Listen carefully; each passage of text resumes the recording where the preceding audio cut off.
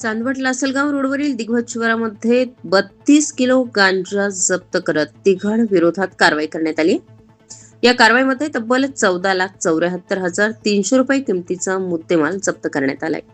4 जुलै रोजी स्थानिक गुन्हे शाखेचे पथक चांदवड परिसरात गस्त घालत असताना पोलीस निरीक्षक स्थानिक गुन्हे शाखा यांनी मिळालेल्या माहितीनुसार चांदवडकडून लासलगावच्या दिशेने एका स्विफ्ट रंगाच्या डिझायर कारमध्ये गांजा या अंमली पदार्थाची तस्करी करत असल्याची माहिती मिळाली।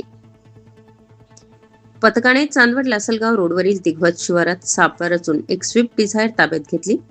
यामधील संदीप सानप, अनिल बोडके, यश मोरे या तिघांना ताब्यात घेऊन चौकशी केली असता त्यांनी विनापरवाना बेकायदेशीररित्या मानवी मनावर विपरीत परिणाम करणारा गांजा नावाचा अंमली पदार्थ कब्जात बाळगून विक्रीसाठी नेत असल्याची माहिती समोर आली।